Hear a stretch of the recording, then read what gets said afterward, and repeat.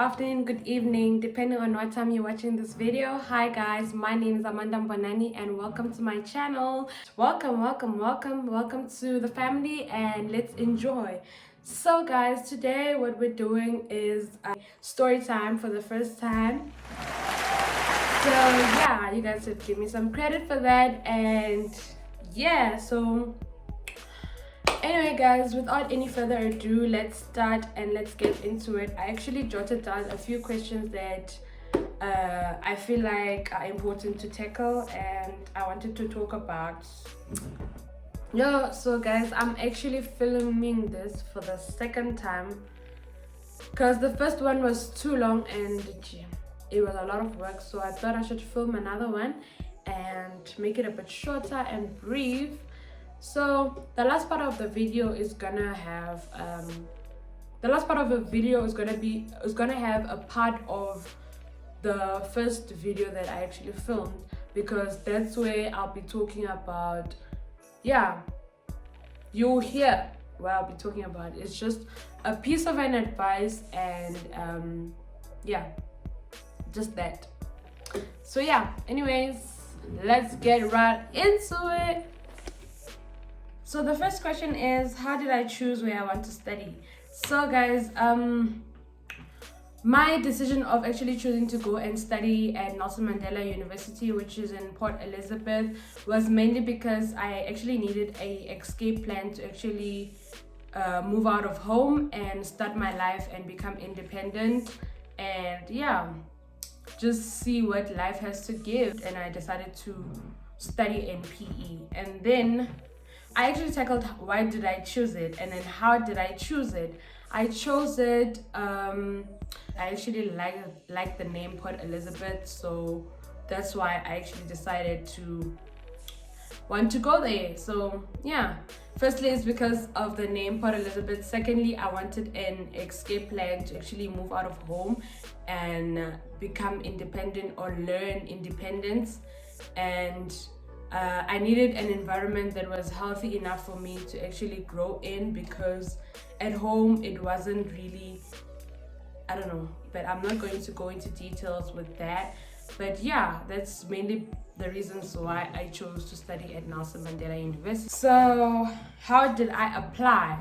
So I applied online.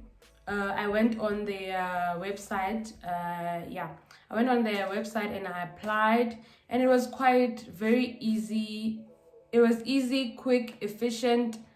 Like, it was actually the simplest application that I've ever done. I'm one person who does not like doing applications, but the Nelson Mandela one was actually the one. It was so, it was doable. It was doable, and it was something I could take as an exception, because I don't know. It's simple, easy to understand. It doesn't give you a tough time. And then actually when I sent my application, or let me say before I sent my application, I actually made a prayer.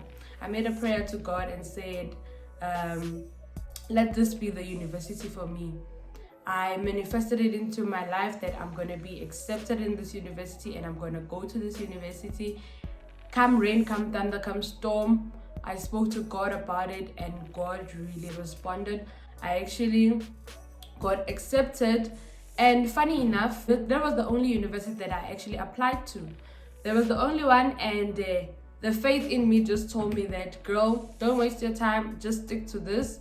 And I believe that actually I'm gonna get accepted. And by faith, it was done. It was done. The girl got accepted. So then, how it affected my relationship. Well, at first, my boyfriend was not very fond of my decision. He felt like I'm being very selfish. He just told me that if I'm leaving, then we are definitely gonna break up and there is no going back, because honestly, he doesn't see himself in being in a long distance relationship. It's gonna put a strain on the both of us. And another thing is that we're both students, so all the travel expenses and everything are just not gonna work for us.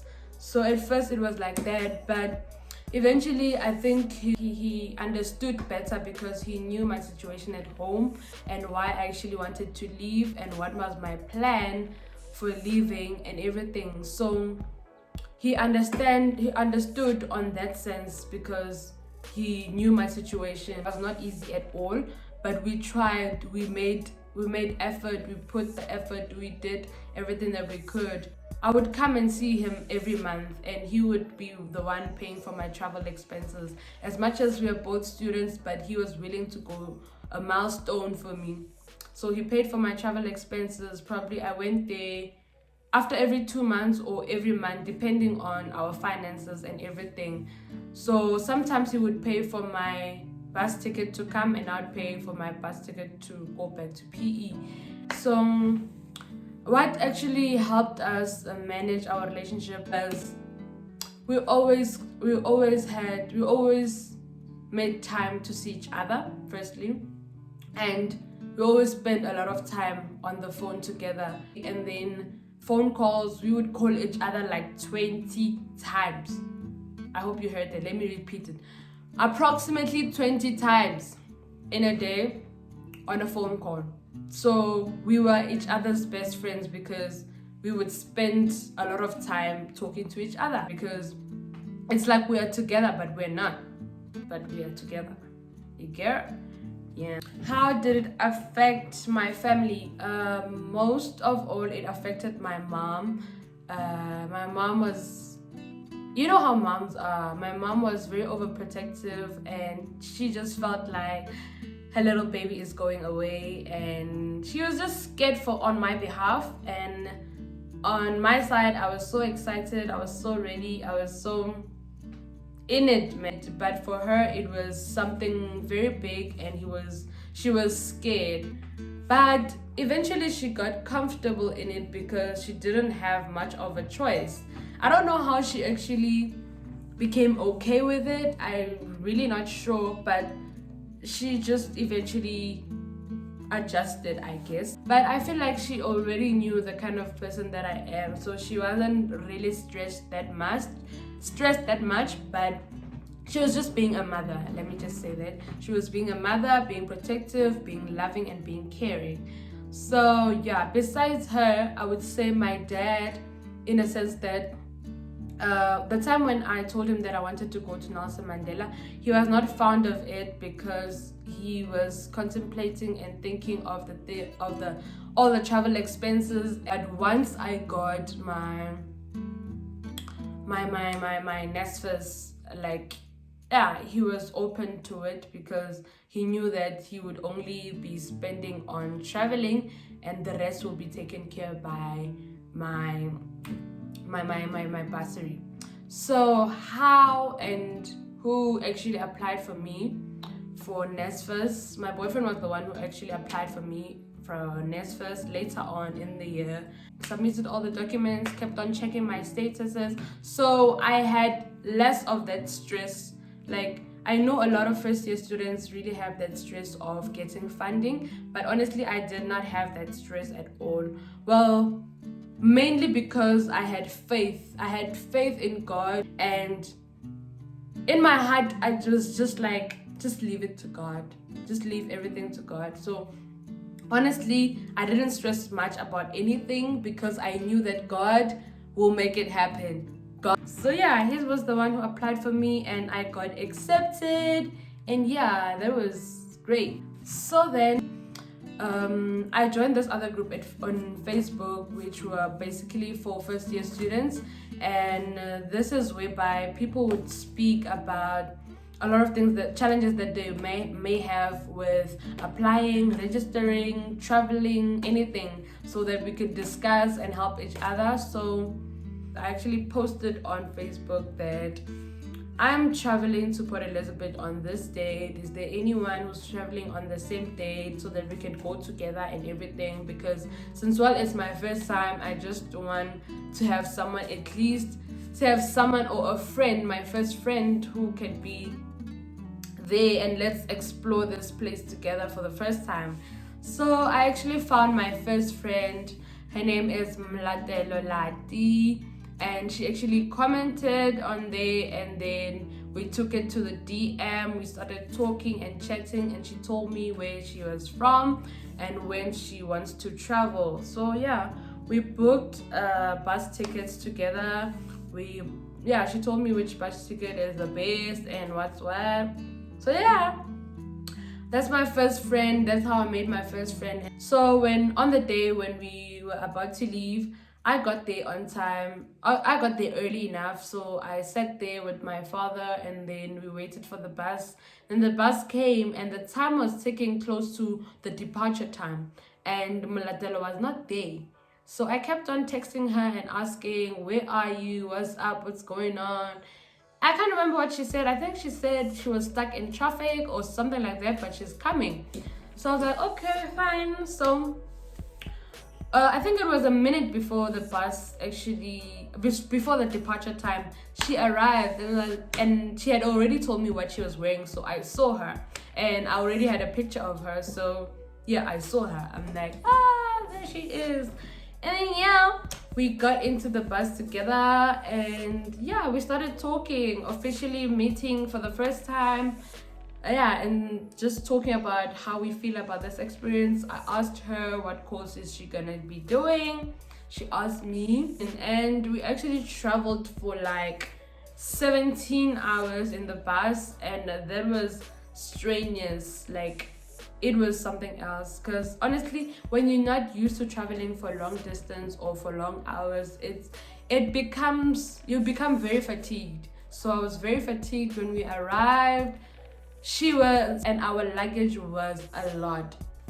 So when we got to PE, we didn't have these apps, these Bolt apps, InDriver apps and everything. So we had to take a meter taxi, and that meter taxi was so expensive. It was expensive for a short distance. And mind you, when we left Pretoria, we did not know where we're going to sleep. So we just went there with the hope of finding a rest immediately, because honestly, we could not go moving around with all the luggage. We had a lot of luggage. So we actually had applied for rest, but we did not get feedback. Well, from the school rest, we got rejected because it was full. So from the outside races, we had applied, but we hadn't gotten one. So yeah, we got into that meter taxi, and it took us to the PSA premium. Yeah, I forgot that name. But yeah, PSA, if you are a student from Port Elizabeth, you would know PSA because it's one of the popular races. So yeah, we went to 163 Durban Road, PSA, and got there. There was long queues of applying, registering, or whatever, wanting rooms. Like, a lot of first years were there, so we had to wait in the queue from early on in the day, probably around 8-9, until later on around 4-5. Yeah, around 4-5. The queues were long, but yeah, we had to, because we were looking for a place to sleep, and we didn't have the time to be comparing, because honestly, we are tired and we just want a place to sleep. Because most of the time when you are traveling, the first thing you want to do is eat and sleep. So that's what we wanted to do, but we can't do that if we are not registered. So we went on the line, and we finally got into the offices, whereby they asked us which room do you want and everything, student number, top up amounts and everything. So when we got there, my friend actually asked for a sharing room, and yeah, but for me, no, I wasn't up for a sharing room, because I honestly love my space. But I just like my space. I just wanted a single room, and that's that. So when we were still in the lines, people were talking and saying that single rooms are actually for senior students. But honestly, for me, I don't care what you guys say. If I want a single room, I will get a single room. So when I got there, I told that lady that I'm actually looking for a single room, and she was like, I'm not sure that we still have single rooms. Let me check for you. Then she clicked on the computer and all of that. In my mind, I'm just like, girl, you better find that single room.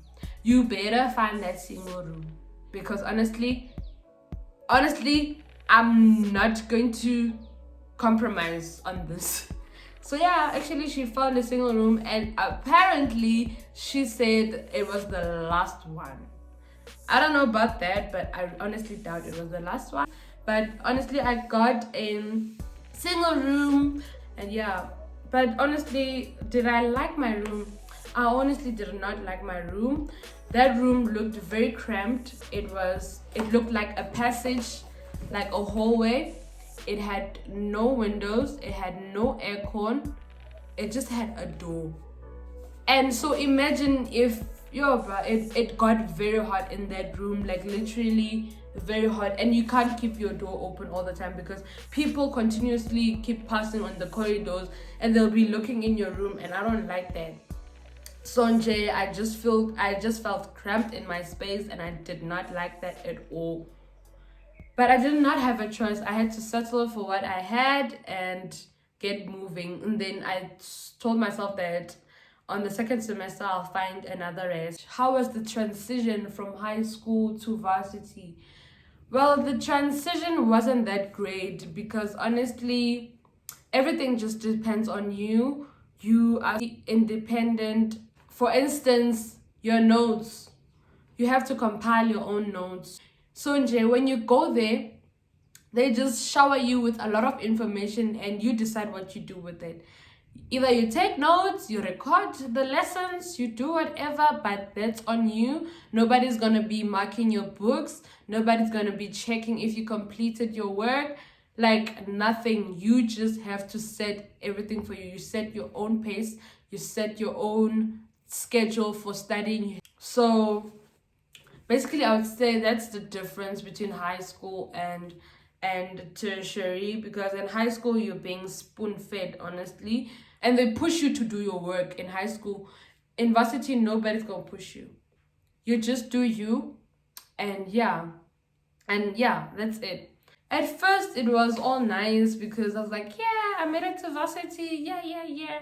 And then comes the lectures, come the tests, I saw flames. I thought I was the smartest. I thought I was very smart, but honestly, on my first year, I was proven wrong and I had to adjust a lot of things.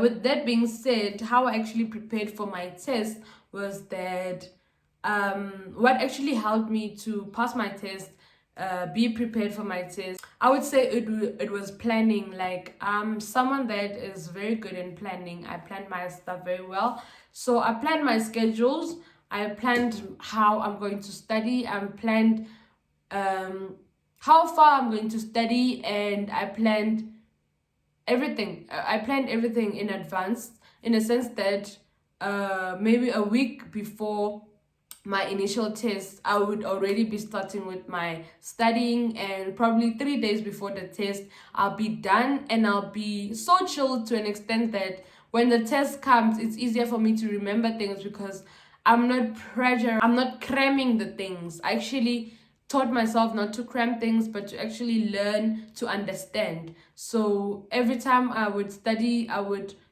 to understand my notes, to understand when I answer my questions, I would go into detail in a sense that shows that I actually understand the work.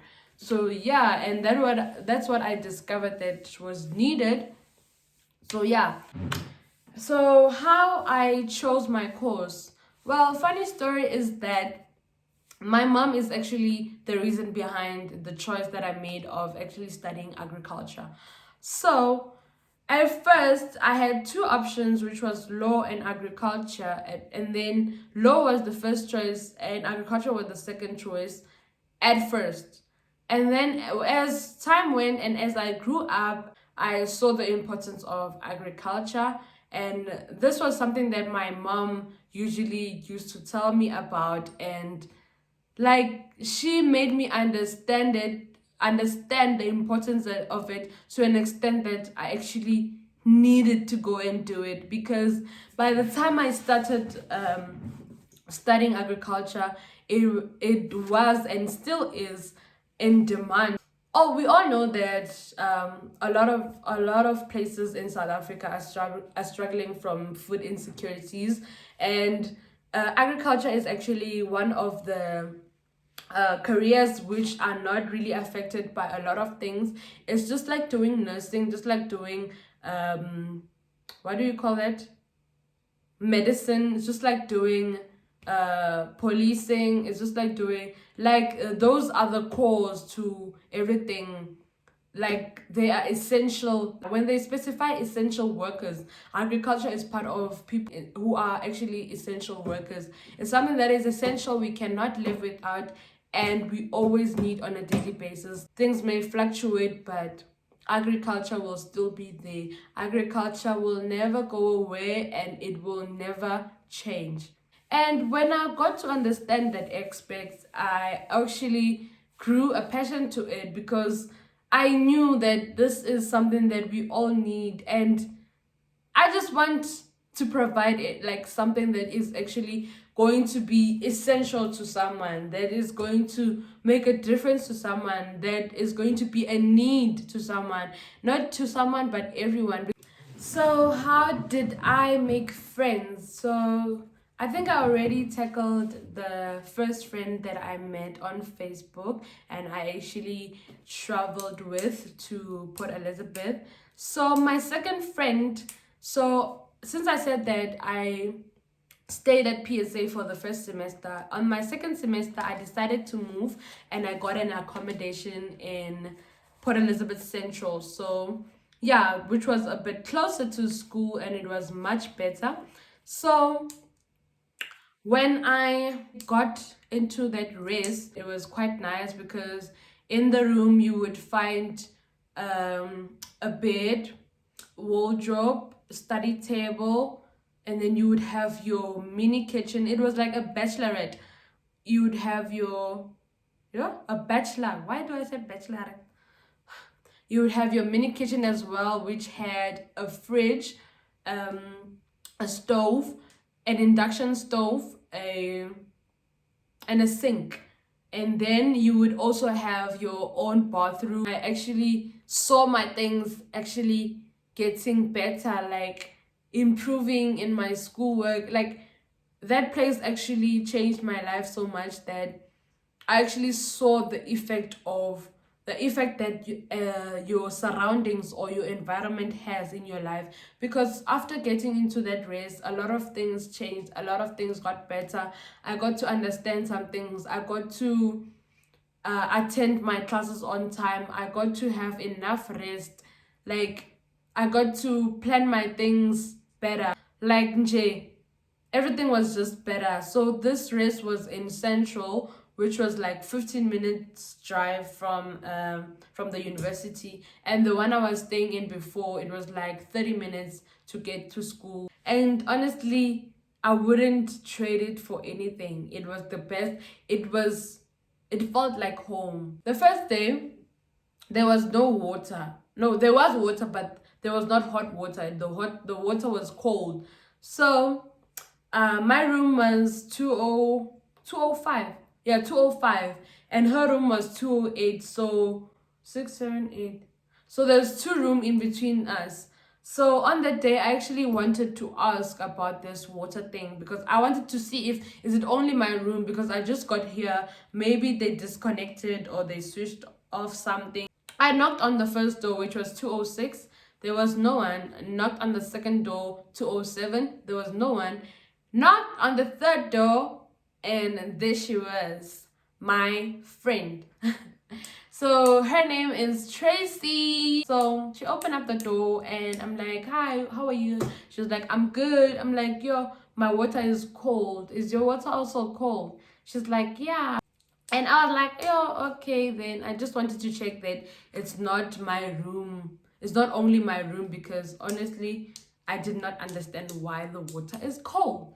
So she was so friendly. She was so friendly. So okay, I went back to my room. Then I told my boyfriend about that experience, that I actually went to this girl's room, and I was asking her about the shower and everything. And guess what? My boyfriend actually convinced me to go and actually chill with her and just get to know her and everything. And I was so nervous. I was like, "What are you being so? Are you being serious?" And he's like, "Yeah, you should go and just, I don't know, have a chat with her. Yeah. And I was like, okay. Then I considered it and I did it. So I went there, knocked in her room again, and then yeah, we started talking. How are you? I'm good. So yeah, where are you from and all that. And then we just found out that we're actually from the same province. We're from Gauteng. She's from Atteridgeville and I was from Soshanguve, Sonje. Yeah, we started speaking our Praetorian language and things started clicking and aligning and everything. It was really nice. So, what are the challenges that I actually faced in my varsity? First and foremost, my room. That was a big challenge. My room was a big challenge because I honestly felt cramped in my own space. I felt like I couldn't breathe. I felt like I was in a mini jail, and it was not the one. So that was my first challenge because that was the first thing that I saw.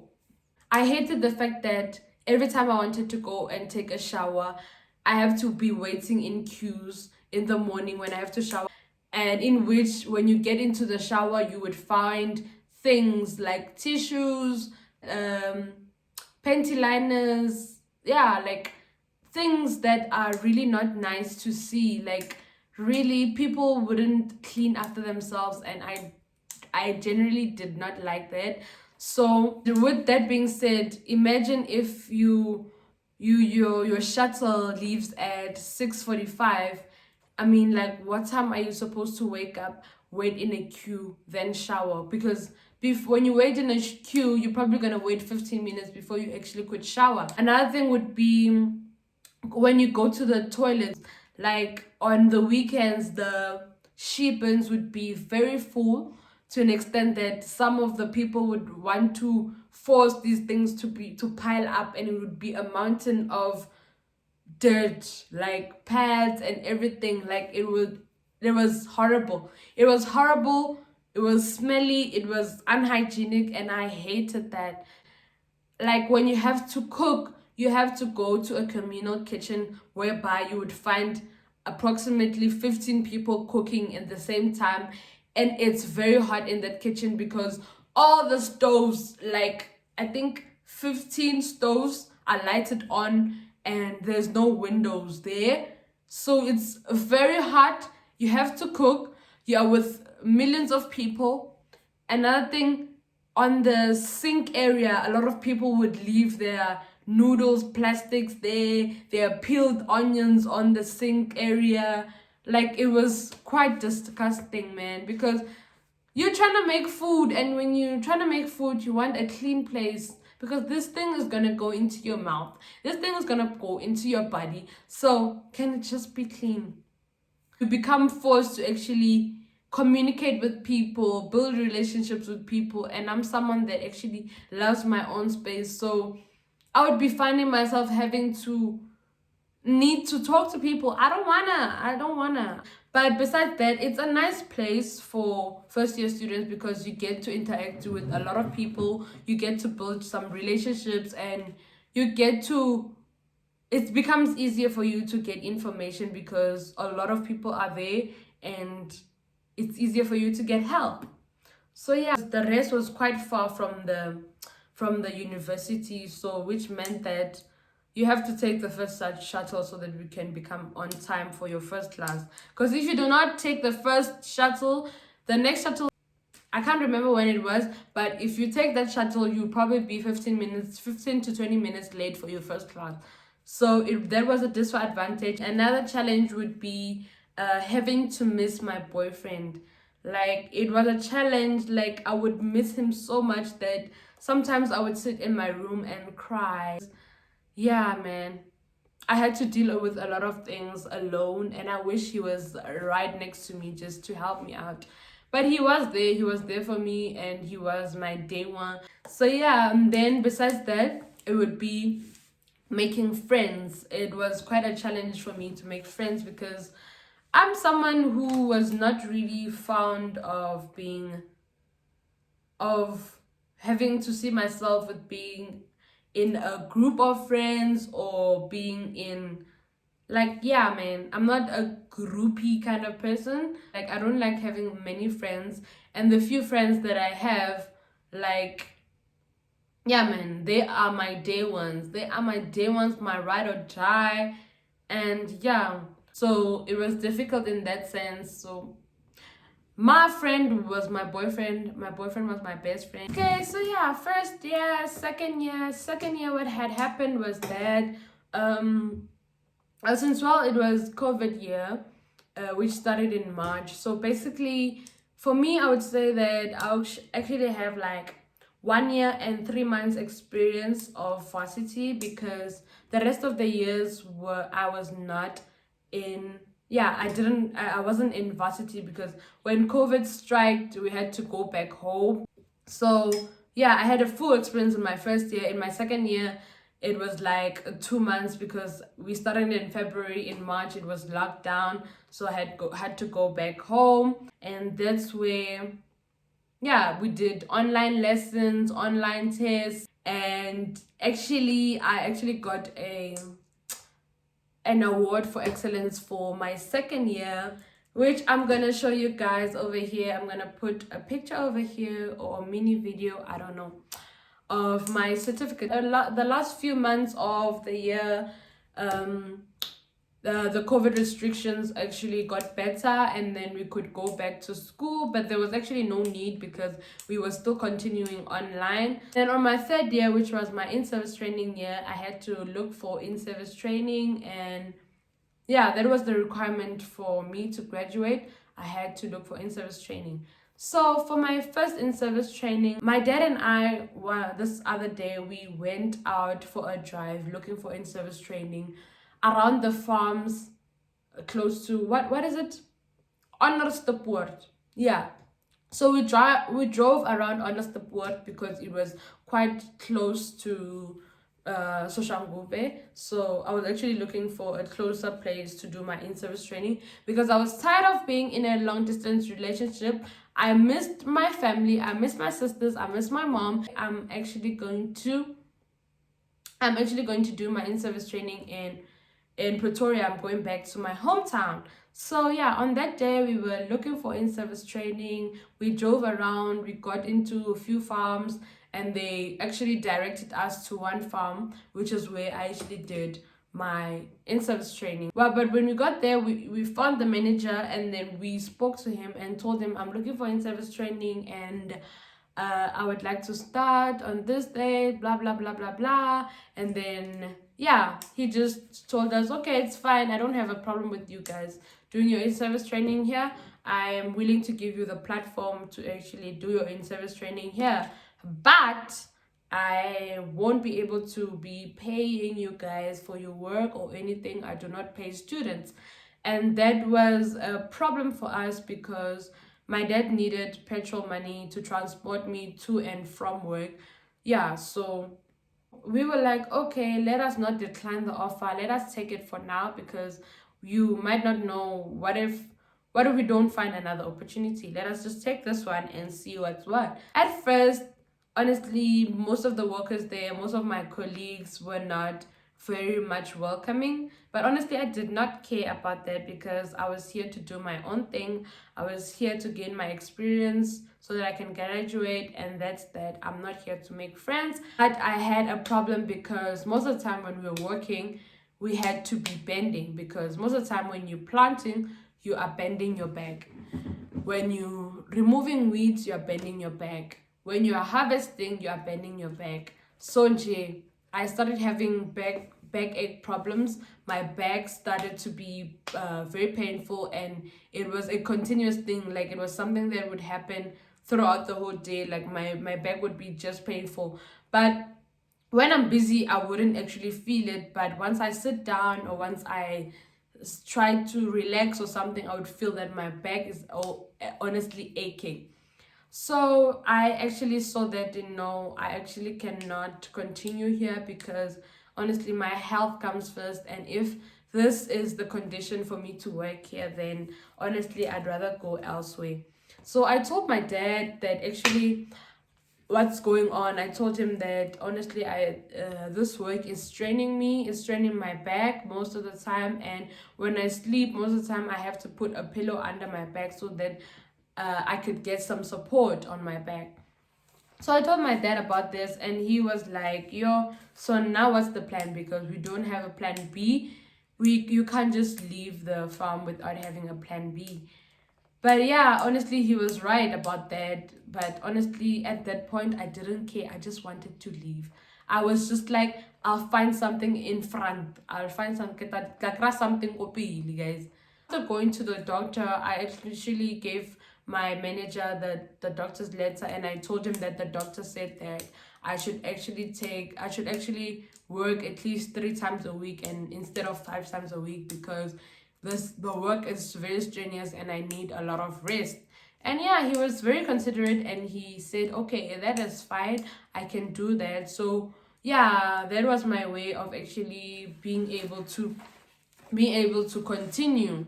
But in the back of my head, I'm just looking for other options. I'm looking for plan Bs. I'm looking for escape plans to move from this place. So there was another farm, which was a chicken farm next door. One of my friends were actually working there. So I spoke to her and I asked her, is it possible for me to come here? So she was like, okay, I'll speak to my manager and I'll get back to you and tell you what's what. So a week went by and she didn't say anything. So I started asking her, I'm still waiting for feedback. And she told me that the manager hasn't come since last week, this, that. But eventually she spoke to the manager, and then yeah, she came back to me and told me, yeah, he said you can come through, but he won't be paying you for the work that you'll be doing. So it was kind of like the same situation in the plant and in the chicken production. So well, I didn't have a problem with that, but I knew that it would be a problem for my dad. So I was like, yeah, I don't know, but let me speak to my dad. So I told my dad about it, and then he was like, honestly, your health comes first and you cannot compromise. So it is fine. We'll keep on trying and seeing how far this goes. But for now, honestly, I think you should take it. So I took it and I started working in the chicken production. Yeah, it was the broiler production. And it was quite a nice experience for me. I actually enjoyed myself there. But it came to a point that my dad actually felt like, no, he is getting strained financially. So he wanted me to go back to the plant one, in which he called the manager and told him. And yeah, they somehow got into an agreement of actually paying me for transportation and all that. So I had to leave again and go back to the plant.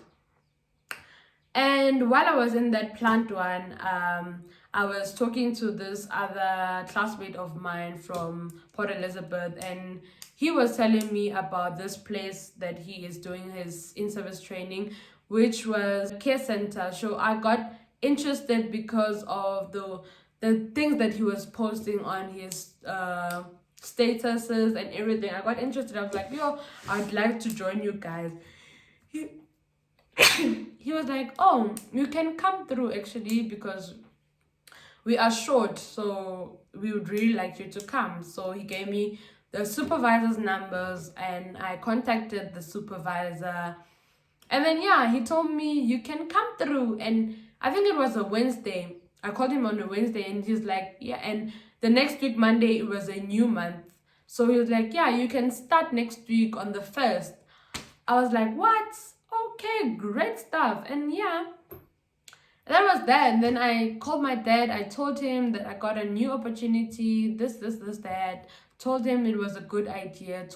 Okay, so now that I was back in PE and I got another in-service training in PE, well, what I loved about the place where I was doing my in-service training was that it was a care center whereby it would feed a lot of the community that was in need. They would provide them with tin stuff and all the veggies that we were harvesting or we were producing, and a few of the essentials that they would need. I think clothes as well. I wasn't really sure, But yeah, I think clothes as well, because we used to donate some of the clothes that we were not wearing or we were not using at the care center. So I think they were also giving away some of those as well. So I really liked that because I felt like I was a part of helping someone's life. I was contributing to, yeah, the bettering of someone's life some way. So yeah, we worked from, what time was it? We worked from 9, half past 8 or 9 until 1 o'clock. So probably like 4 to 5 hours. Another thing, you know that you're actually helping someone. So it's a win-win situation. Like, you have nothing to lose, but you have everything to gain. So you would do it from the bottom of your heart and with love. So yeah, that was really nice. So during the recess period, I went home. And when I went home, I actually remembered that I had applied to this company called ARC, Agricultural Research Council. And I was bored one day and I just thought of actually going to that place and checking my application, because when I applied, I saw a lot of benefits in that. ARC is a big company. I'll be getting a stipend. I'll be staying at the farm, which is less transport, less everything. I'll be back in Pretoria, meaning no more long distance relationship, and I'll have my family close by. So I actually was like, let me just go and check. So I told my boyfriend that I want to go there, but I didn't know the place. So he asked his friend to actually accompany me and my dad to the farm. When we got there, we went to one of my boyfriend's father's friend, and he was the one who actually took us to the main building. So when we got there, we went to the HR, and then I'm like, yo, I applied for an in-service training with your company, but I haven't gotten any response till this day. I think it's like 4 months now, and I'm wondering what's going on. So I just came here to check on my process and everything. So he was like, yo, when if you knew, right now he was holding a little booklet of pages with the names of people who actually applied for in-service training, and it was a long list. It was so long that it was long. So he was like, yo, you see the number of people who applied for this, it's just too much, and that is why this process is actually taking longer than expected. So yeah, but once the selection process for the second stage of the applications have been done, then you'll be called. So if you have been chosen to go through to the interview stage, then you'll be called and we will schedule an interview with you, this, that. So for now, we are not done and we haven't selected people yet. I was like, oh, okay, now I understand. So he's like, yeah, just be patient. I was like, okay, great, then no problem. Then we will see what's what. So yeah, I left there at least knowing that I wasn't rejected and I still had a chance to actually get a position there. So fast forward a few months later, I was making my way to go into to tint my brows. I was going to tint my brows at this other lady in Port Elizabeth since I was still working there. So I got a call from that same guy that I was actually speaking to and was asking about the process. And he told me, he was like, hi, am I speaking to Amanda Bonani? I was like, yes, you are speaking to her. And then he's like, I'm Banban Banbani from Agricultural Research Council. Are you free to speak? I was like, yes. And he was like, so you have been chosen to be one of the candidates who are actually who are actually chosen to go to the second stage of selection, which is the interview. Are you accepting it? Are you, yeah, something like that. I can't remember his exact words. So I was like, wow, okay, yes, I am. So he was like, okay, so we are going to schedule a interview with you virtually on this date, so be prepared. On this time we're gonna call you and we're gonna conduct your interview. So yeah, things went on. I was like, yes, great stuff, let's do this. So yeah, they called me, I did the interview and everything. Yeah, I did the interview and everything. Honestly, the interview went so well. it really went smoothly. To be honest, what I can tell you that is that everything that I had prepared for my interview, everything that I had prepared for the interview was everything that was asked on the interview. And I think it was one or two questions that was just general questions like which section would you like to work in? The poultry, dairy, small stock, like piggery, which one would you like to work in and why? So yeah, that was the only question that was something that I hadn't prepared for. Yeah, so and I don't wish that I had prepared for it because I already knew the answer to it. So Jay, I nailed it, like just nailed the interview to an extent that when I hung up the call, I already knew that, girl, you made it. Girl, you did it. Girl, you got it. And girl, you're gonna rock this. Sonja, I knew. And then I called my boyfriend, called my dad, I called my mom, and I told them that I just did the interview with ARC and it went so well. And I just asked them to pray for me so that I can actually get this position, and yeah, let me be set. Let me be set for life, yo. Fast forward, next thing, I get a call. And it's like, hi, am I speaking to Amanda? I'm like, yes, you are, darling. And by that time, I had problems with my SIM card, but on that day, my SIM card did not act up.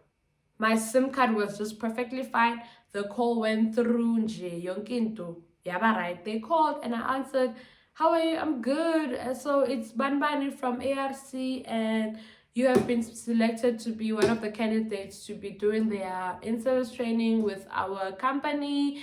And yeah, they asked me, am I accepting the offer? I was like, damn yes. Damn yes. I was like, yes, and yes. I'm definitely accepting the offer. And so they told me, okay, you will be expected to come here, and on the 1st of, I don't know what month it was, you're going to be starting your in-service training on this month, on this date. So be there on time and ready for work. I was like, oh wow, okay, that's great. I got the in-service training that I initially wanted. That was the one and only in-service training that I wanted to see myself being in, because honestly, I saw a lot of potential in this company. I saw a lot of potential in me in that company. Sonji, it was the one. NJ. And that made me realize that actually facing challenges or facing obstacles are just a preparation for something greater. And you should actually be grateful for it, because that is the reason why you are where you are, or that is the reason why you end up being where you want to be. You guys are gonna see a mini clip of the final part which I was telling you about. Okay guys, so now I'm just gonna insert the clip of the one that I already had told you about in the beginning of the video that I took the last time, which I feel like it's the most important part of this video. Please watch it and please do enjoy it. And yeah, one thing that actually kept me going and kept me motivated, kept me moving, and actually made me succeed in my varsity life or varsity experience, I would say it's discipline, number one. Because not even peer pressure could get to me, because that's how much I was so disciplined, and I believe that I was the main character of my own story. I don't think anyone had that influence of actually pressurizing me to do something or to become someone. Like, to avoid a lot of things that are unnecessary, you just need to be disciplined. I still stick to that. I still use that, and it still works for me. So discipline and setting goals for yourself. You do not have to actually write them down, but let them be in your head. Let them always be in your head to the extent that every time when you think of doing something, you think of your goals first. How is this gonna affect my goals? How is it gonna draw me closer to a certain goal? How is it going to improve my lifestyle? Oh, and not forgetting putting God first. I'd say I was very disciplined. I always made sure that my goals are on par, and if something is not aligned to the goals that I actually want to achieve, then I don't want it and I'm not going to do it. Putting God first. Prayer, guys. Prayer is the golden, I would say, the golden rule. Rule number 1, pray. You see, if you can pray, as much as I told you when I sent that application, remember, it was the only application that I made, only varsity application that I made. And guess what? I prayed about it, and look at what it has ripened into. Look at what I have become from that one application that I made, that I actually had faith in, and I already had spoken to God about it. I'd already manifested it into my life. So, prayer, discipline, goal setting. If you want to do anything, just do that. Just do that. So, anywho, that was my advice and that was my story. So I don't know what you're gonna take from it and how you're gonna act to it and how you're gonna apply it in your life, but I hope this changes someone's life or helps someone out there to actually learn from my experience or pick up something from my experience. Anyways, guys, thank you so much for watching my video. I hope you liked the video enough to give it a thumbs up, and most importantly, please comment down below. Tell me what you think about the video. Tell me what you've learned from the video, and tell me if you would like me to do more of these story times. I'd really like to hear from you guys. I'd really like to hear your opinion, and yeah. So guys, with that being said, that comes to the end of my story time. Anywho, until next time, bye.